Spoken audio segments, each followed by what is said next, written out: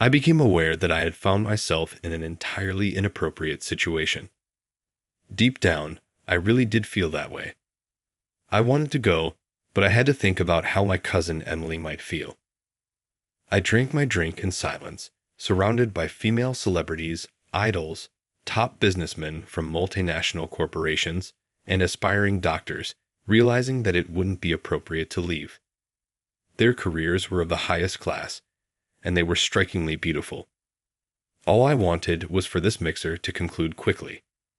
All I could think of was that. My name is Michael. I'm a regular man, 28 years old. I work as a writer, therefore my job may be a little out of the ordinary. In daily life, a job that is both somewhat known and new. However, I am not one of those best-selling authors whose works are immediately made into dramas or films. Naturally, I want a lot of people to read my writing.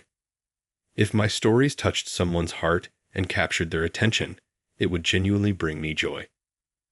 I debuted as a writer 4 years ago. My second novel, fortunately, won a newcomer's prize and a famous literary award. It got a lot of media attention and sold incredibly well. Thankfully, that novel was adapted into a drama with decent viewership ratings.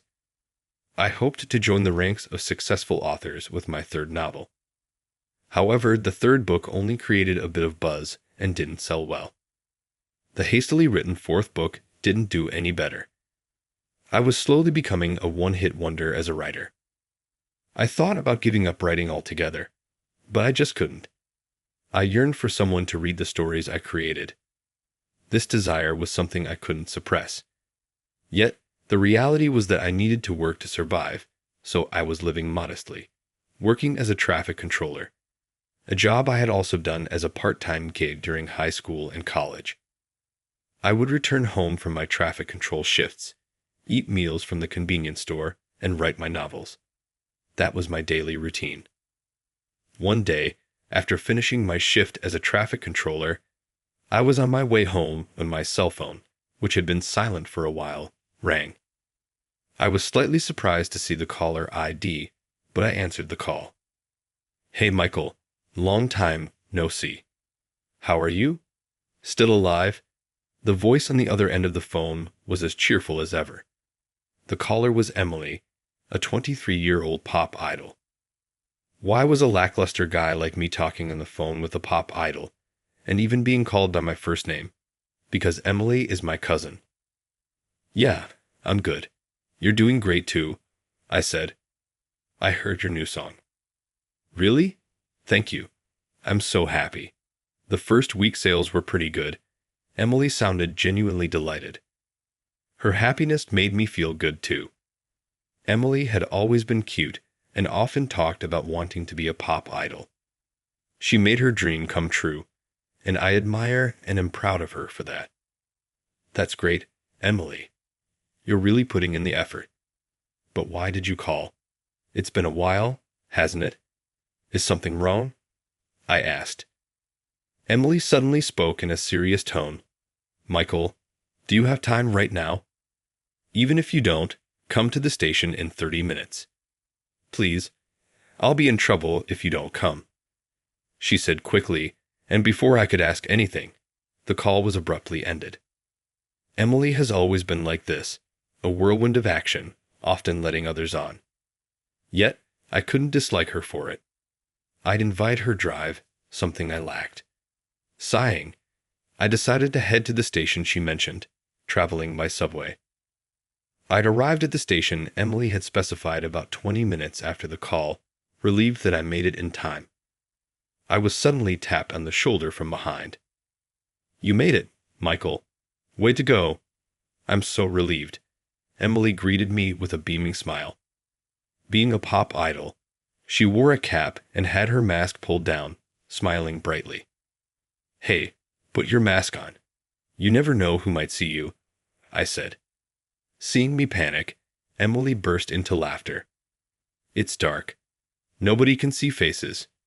You worry too much, Michael. But thanks for coming. So, what's going on? Did something happen?" When I asked, Emily cheerfully explained why she had summoned me. Oh, well, it's an invitation to a mixer or a party. What? Are you serious? I blurted out in surprise, unfamiliar with such terms. Emily scolded me. Seriously, you're too loud. Keep it down. What if someone recognizes us? Sorry, but look at what I'm wearing. Can I even enter a fancy place dressed like this? I voiced my biggest concern. I was currently wearing a tank top. After finishing my job directing traffic, I showered back at the office, so I was pretty sure I didn't smell bad. The tank top was brand new. Additionally, I'd been saving money by not getting haircuts, so now I had a buzz cut. My footwear, sandals, was definitely not the type of attire suitable for a fancy restaurant. Unfazed by my worries, Emily flashed an oak sign with her fingers, smiling. The place isn't that formal. Look at me. I'm just wearing a t-shirt and jeans. Wait, just hold on. Comparing a current pop idol to a struggling 28-year-old part-timer like me isn't fair, I thought. I figured it would be best to leave the place, but Emily, anticipating this, firmly grabbed my arm, preventing me from going. I really should go back, I insisted. You'll definitely regret it if you do. It's better if you stay, Emily replied with determination. As we debated whether to stay or leave, Emily was approached by someone. Emily, sorry I'm late. A man stood there, exuding confidence. His suit appeared expensive, impeccably tailored without a single wrinkle, and his leather shoes were polished to a shine. Ah, Brad, good to see you. I wasn't waiting long. Emily's voice changed, becoming higher pitched. Emily's quick transformation made me realize how scary women can be. And who is this gentleman? I asked. He's an acquaintance of mine, she replied quickly. Naturally, the fact that Emily and I were cousins was a secret.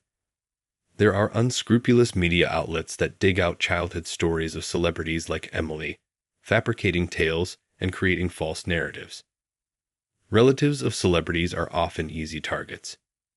Nice to meet you. Have we met before? I asked, apologizing for not remembering him. While I was trying to figure out what to say, the man, Brad, seemed to be recalling something. Then, suddenly, he exclaimed, "Could it be? Michael? Is that you? Michael? Yes, that's me. But sorry, When the guy correctly guessed my name, I was definitely flustered.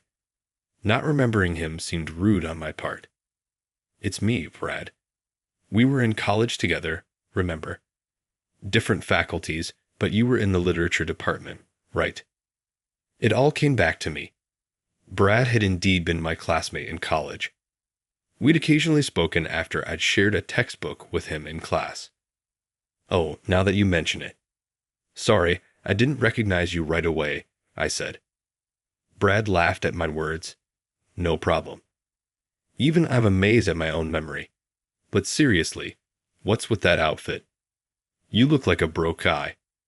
His laughter drew curious looks from passersby. Well, he was right about my outfit being uncool. Watching Brad laugh nonstop, I remembered he was always like this in college. Brad was a smart guy, but had a habit of looking down on others. Smart and good-looking, he also had a great sense of style, so he was probably popular with others. However, I remember seeing him alone sometimes, so maybe he wasn't well-liked even back then. I was called here suddenly, so I wasn't sure about the dress code. I glanced at Emily. Everything's fine, really. You don't look bad or smell bad, and it's okay to be casual in this place. Emily encouraged me, leading the way into the restaurant she had presumably booked. Hey, wait up. Emily, I'm coming too. Brad, seemingly smitten with Emily, eagerly followed her. Sighing, I also entered the restaurant. Gradually, more people joined, and the private room filled up, ending with 3 men and 2 women. Brad introduced himself as working for a foreign financial firm, and the other man mentioned. He was a medical trainee. The other woman, apparently a friend of Emily's from the entertainment industry, was a charming girl, though not yet active in her talent career. I've been mostly living off part-time jobs lately. I'm not an elite or a doctor, nor do I have great looks, but I hope we can all have a good time. Nice to meet you. Everyone, except Brad, seemed to receive my introduction warmly, looking at me kindly. But Brad, seemingly displeased with the atmosphere, continued to make snide remarks about my boring life and how working part-time at my age was pitiful. I decided to drink quietly, letting his sarcastic jabs slide off me. About an hour later, a knock on the door interrupted us, and a woman wearing a mask and cap entered the room. Seeing her, Emily let out a relieved sigh. I was worried you wouldn't make it. Sorry to keep you waiting. The shoot took longer than expected. I was really rushing here. I was surprised when she took off her mask and cap, because there stood Sarah, a new actress who was currently the talk of the town. Sarah had won a grand prize on a famous audition show and entered the entertainment world, sweeping numerous newcomer awards for her acting talent. She was becoming the undisputed queen of commercials, appearing on TV almost daily. While I was certainly surprised and a bit starstruck, having Emily as a pop idol cousin helped me regain my composure quickly. But there was one person who couldn't calm down. Well, Sarah, I'm so glad I came today. Sit here, next to me. Brad's loud excitement earned him a caution from Emily. Hey, Brad, keep it down, please. We can manage, but you'll trouble Sarah. I know, but I'm just so excited.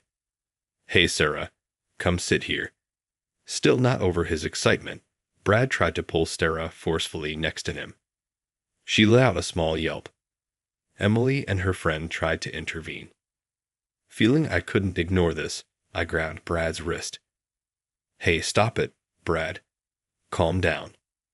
First of all, it's not right to touch a woman without permission, no matter who she is. I squeezed his wrist, causing him to frown. I'm pretty slender for a guy, so people often think I'm not very strong. But in traffic control, I have to set up various items, which means carrying and moving heavy loads. It's more physically demanding than it appears, so I've naturally developed some muscle strength. Additionally, as a traffic controller, I've had drivers irritated with the traffic control lash out at me with complaints. And sometimes they even get out of their cars to confront me directly. I've learned techniques and training to de-escalate situations and avoid prolonging conflicts.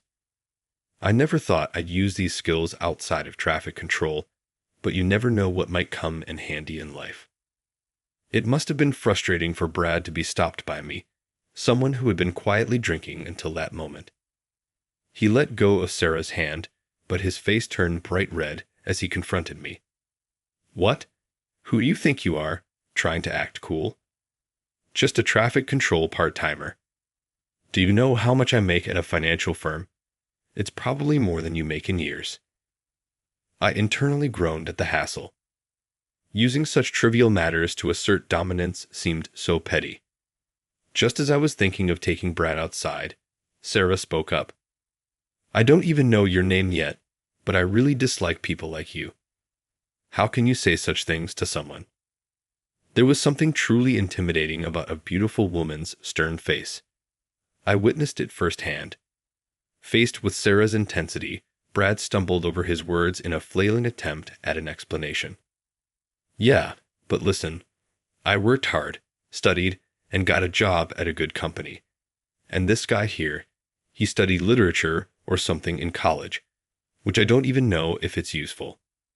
Paying high tuition for that. Brad continued his heated rant. It's true, literature studies are often questioned. Like, what do you do with that? Or what will you become in the future? I used to think about it as if it was someone else's problem, but Brad's diatribe was far from over. He ends up as a traffic controller. That's messed up. That's why I say it's about the lack of effort, the inability to make future-oriented choices. This guy's naive thinking. And that's when it happened. Sarah interrupted the flow of conversation with something unexpected. I can't believe it. Do you not know who he is? Such a famous writer. Brad stood there with his mouth open, completely baffled. Embarrassingly, I must have had the same expression for a moment. Emily burst out laughing at that. Brad seemed to reboot at the sound of her laugh. What? Sarah, what are you saying? This guy's a writer. And famous? I have no clue about him. It's just your ignorance. Sarah retorted with a smile, though her eyes weren't smiling at all. Her smile for me, however, was genuinely happy, and it made my heart race. Actually, I'm a huge fan of your work. I particularly love your debut story. Sarah then passionately discussed my work, analyzing the psychological portrayal and character development, and how wonderfully the plot threads were tied together. She talked about each of my books, from my debut to the second and third, showing a deep understanding of them. I was absolutely thrilled, feeling a warmth spread throughout my body. It was so gratifying to know that the stories I had written had resonated so deeply with someone. I shared with Sarah the backstory of how I felt while writing that particular scene, what my intentions were, and why I had the characters say certain lines, details I had only ever shared with my editor before. Sarah and I became so engrossed in discussing the novel that we completely lost track of time and place. Carried away by our conversation, it was Emily who had to interrupt us. Okay, you two stop. Nobody else can follow along anymore. We both looked around, embarrassed, and laughed. Emily, knowing my profession, was laughing joyously, and the other members who had received me warmly were watching us with smiles. Suddenly, both Sarah and I felt embarrassed and shared a laugh as our eyes met. Come on, what's the big deal about being a writer? You're not even selling well right now, right? So it's not that impressive. In response to Brad's words, Sarah countered, You have no idea how hard it is to create stories that move people's hearts. Such a lack of sensitivity. No matter how good your job is, I despise people who say such things. Brad, hoping for some support, turned to Emily, looking desperate. What? Despise? You can't be serious. Emily, you don't think that, right? Compared to an unsuccessful writer like me working at an international finance company, I must be more impressive, right? Brad, with a look of desperation on his face, sought agreement from the group. I certainly respect writers. Besides, I really dislike people who mock others' appearances like Brad does. I would never choose someone like him.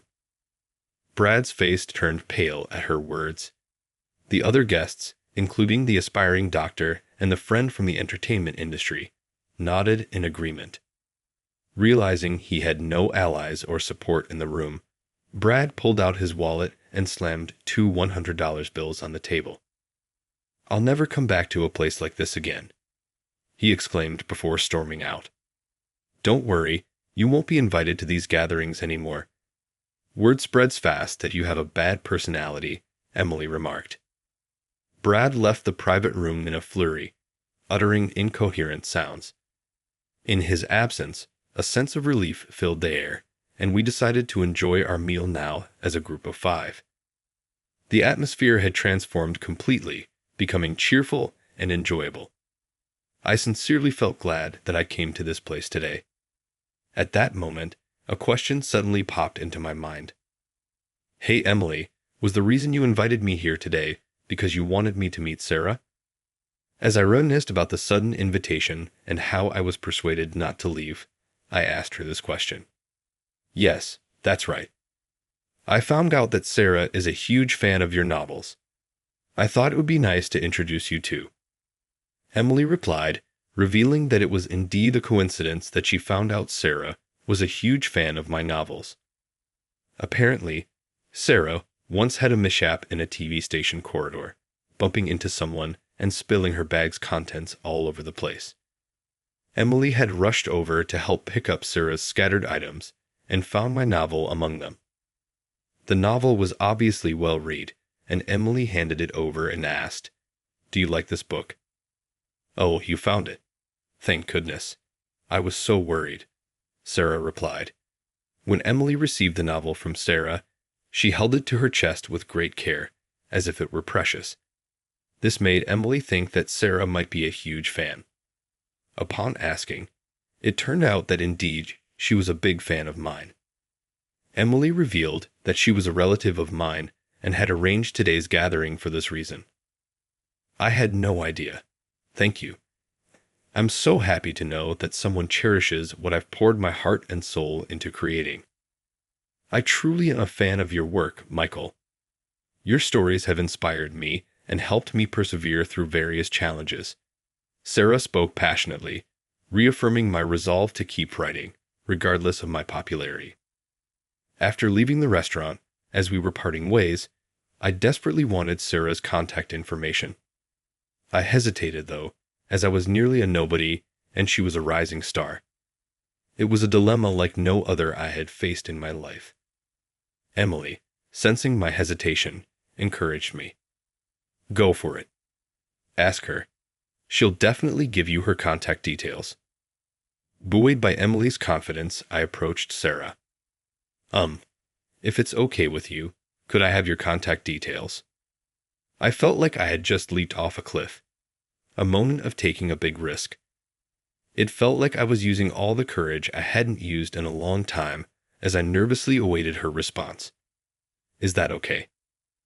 I was actually hoping to ask you first. It feels like a dream. I'm so happy. Thank you. When I looked up at Sarah's response, she looked genuinely pleased, making me feel happy as well. Following that, we began exchanging messages. I had a flexible schedule, but she was busy. Initially, I was really unsure about how often to send messages. I didn't want to make her feel compelled to reply amidst her busy schedule. With that in mind, I didn't message her too frequently. However, she eventually reached out to me. Getting a message from you, Michael, really helps me get through the day. I might not be able to reply immediately, but I'll definitely get back to you. She wrote. Reading that, I was genuinely happy. From then on, we got to know each other at our own pace, slowly growing closer. We often went out to eat, not just the two of us, but with Emily and other members of the group, and we had a great time. However, one day I couldn't reach Sarah for about 3 days. She usually informed me in advance if she was going to be unavailable for a long time due to shooting or something similar. On the first and second days, I thought she must be too busy or tired to contact me. But by the third day, I couldn't stand it anymore and tried calling her, but couldn't get through. Worried that something might have happened, I called Emily. Hello. I kind of thought you'd be calling soon. Emily's voice sounded more like forced cheerfulness than her usual brightness. She seemed to be trying hard to act normal. Is something up with Sarah? I asked, concerned. Emily, if you know something, could you please tell me? I pleaded desperately. When I pressed further, Emily finally opened up. The news was so shocking that I stood there, foam to my ear, unable to move. I don't quite remember what else was said after that, but after hanging up, I had made up my mind about something. Is it okay if I come in? It's me, Michael. I knocked on the door of the hospital room, and after hearing a faint response from her, I took a deep breath and opened the door. I thought you might come. I got an apology email from Emily. Sarah was lying on a large hospital bed, smiling gently. She was sitting up with an IV attached. Sorry, I'm not wearing makeup. I wanted to look nice when meeting Michael. After all, I am an actress. Her smiling face looked a bit thinner than before, and her face was pale. I walked up to the bed, maintaining my composure, and after asking for permission, sat down on the chair beside the bed. Sarah, you always look great, but you're beautiful even without makeup, I said sincerely, and it seemed my words reached her. She looked a bit shy. It's been tough, hasn't it? I haven't heard the details, but I know about your condition, I said. Sarah nodded slightly and looked down. Just when things were starting to go well, and it felt like it was just the beginning. Why did this have to happen? I'm so frustrated. I never thought I'd have breast cancer, she shared. Yeah, I understand. It's especially hard because it's right at the moment when things were taking off for you. I responded empathetically.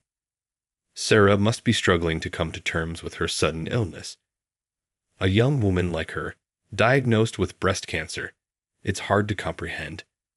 Nobody knows when illness might strike, but for her to face this challenge at such a crucial point in her life seems like an incredibly harsh trial. What kind of test is this, I wonder? As a writer, I feel pathetic for not being able to find the right words to comfort her, I admitted. People always struggle with what to say to someone who's ill, Sarah replied gently.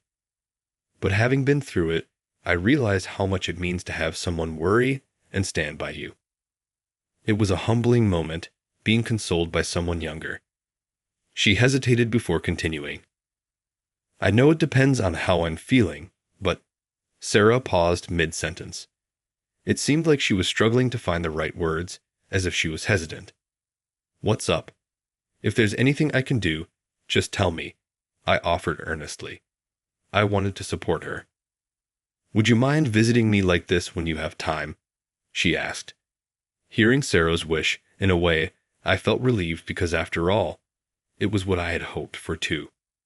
Of course, I was planning to do that from the start. You beat me to saying it. After sharing a brief laugh, I pulled an envelope out of my bag. Sarah, this is for you. Could you open it? Can I? She asked, opening the envelope. As she took out its contents and saw what was inside, she looked surprised. This is the new novel I'm working on. It's about romance and adulthood with all its complexities and heartache. The story follows a protagonist who, despite many trials, finds a wonderful love. I briefly described it. A flush of excitement colored her pale face. Your new work sounds so interesting. But can I really read this? Yes, of course. I want you to read it. I'll keep writing it bit by bit and bring it to you. I hope it can be a source of motivation during your treatment, I suggested. My words brought tears to her eyes, and soon she was crying. I hastily offered Sarah a handkerchief as she cried. She accepted it, but continued crying for a while. I'm sorry for suddenly crying. I was just so happy, and it felt like everything I've been holding in just released, she explained. It's okay to cry, Sarah. It's important to express all your emotions, whether it's sadness, anger, or pain. I want to be someone you can comfortably share those feelings with, I reassured her. Sarah's expression became a mix of tears and laughter as she nodded several times. Then she tenderly caressed the manuscript of the novel. Can I start reading what you've written so far? Of course, go ahead. As I watched Sarah begin to read, I found myself deep in thought. I hoped, even against the odds, that she might realize it. I had modeled the protagonist of my novel after myself and the heroine after her. It's a story about an unsuccessful writer who falls in love with a successful actress, a seemingly unattainable dream. I'm well aware that the likelihood of this romance becoming reality is slim.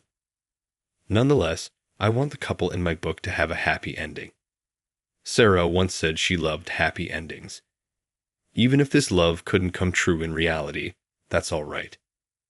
My happy ending would be seeing Sarah overcome her illness and regain her health. For that, I'd spare no effort. Since then, I've been slowly completing the novel and delivering it to Sarah. When she was too ill to meet, I'd give the novel to the nurses, asking them to pass it to her when she felt better. 1.5 years passed. Thank you all for gathering here today. I was invited to the premiere screening of a movie that day. In front of me, under the spotlight, giving a speech was the lead actress, Emily. Over the past year or so, Emily has transitioned from her idle activities to a career in acting. Despite challenges, her natural talent shone through. I'm truly happy to present this work to everyone today. This piece is very special to me, as it's a story about the lives of people dear to me, Emily said in her speech, radiating beauty that transcended any familial bias. Her presence there reminded me of someone I used to have feelings for. Although she no longer stands in the spotlight, she too was very beautiful. Emily's address was nearing its end. Reality can be harsh, and not everything ends happily ever after. Yet we should continue to believe in hope, remember, and cherish your loved ones every day. Emily concluded, bowing her head. The audience erupted into thunderous applause, and I joined with all my might. Subsequently, the movie received high praise. The number of theaters showing it increased, and it was slated for a long run. Thus, my work, our story, became beloved by many. My life underwent some changes too. No longer needing to work as a traffic controller, I received non-stop requests for new novels. I moved to a more convenient apartment and now enjoy a more peaceful life. How are you feeling? Any nausea? I asked Sarah, who was lying down in the hospital, visibly tired. I'm okay. No nausea, just a bit worn out. I'll wake up after some rest, she replied. Take your time to rest. I'll take care of dinner and everything, I assured her. There it is, Michael's overprotecting, Sarah chuckled. Hearing her laugh like that, I realized just how much happiness she brings to my life. I've told her many times, but I always wonder how much she truly understands my feelings. Being overprotective is okay, isn't it? Sarah means everything to me. I watched her as she sat up in bed, and I couldn't help but remember the tough times she went through during her illness. Sarah really fought hard, but she overcame her illness, and I'm so proud of her. On the day of her discharge, I confessed my feelings to her, asking her to be with me with the intention of marriage. I love you, Sarah. I want to support you during tough times and share joy in the happy moments. Would you consider being with me with marriage in mind? I proposed, turning bright red. Sarah stared at me, her face a picture of disbelief. Seeing her tears, I honestly thought she was going to reject me. The thought of a lackluster writer like me proposing to a rising star actress seemed outrageous. Are you sure about me? I love you too, Michael, and I'm so happy you asked, but I'm worried. There's always a chance that the cancer could come back. We don't know what the future holds. Her honesty was met with my own fervent expression of feelings. I want you, Sarah. Even if we don't know what the future holds for your health, I will always be there to support you. I'll be by your side and keep writing stories for you, as many books as it takes. Before I knew it, tears were streaming down my face. I cried uncontrollably, unable to stop. I'll be your support, I confessed through my tears. Sarah, crying too, nodded to my words. Even in her tearful laughter, she was as beautiful as ever, a sight I clearly remember being captivated by. Thank you. Truly, thank you. I'm looking forward to our future together. I was in disbelief. Sarah accepting my proposal was nothing short of a miracle for me. We laughed together, embarking on a new chapter in our relationship. And then both Sarah and I made significant decisions. Sarah, though it was a tough choice, retired from the entertainment industry. Do you have any regrets? I asked. No, not anymore. Besides, I want to cherish the time I have with you now, she said with a clear, resolute expression. And my decision was to turn the story of Sarah and me into a book. Of course, since it was our story, I got Sarah's permission. The book was then adapted into a movie starring Emily. The unexpected blockbuster success took both of us by surprise, but we were happy and a little embarrassed. Hey, are you all right? What happened? It seems I was lost in thought, reminiscing about everything that had happened since I met Sarah. Snapped back to the present by her call, I apologized. Sorry. I was just thinking about everything since I met Sarah. It's been quite a journey. I still think it's a miracle that I got to marry Sarah. I love you so much. Did you hear that? Daddy loves Mommy so much. Sarah put her palm on her stomach, which was not yet visibly bloated, and laughed. I followed suit. Even though we haven't met yet, I already adore you. Please enter this planet in good health. No matter what, I'll keep you and your mother safe. Being with Sarah was magical enough, but life had bestowed upon me yet another wonder. Sarah was expecting a child. We had more worries than with a normal pregnancy because of her previous illness, but I was committed to helping and safeguarding Sarah and our unborn kid through it all.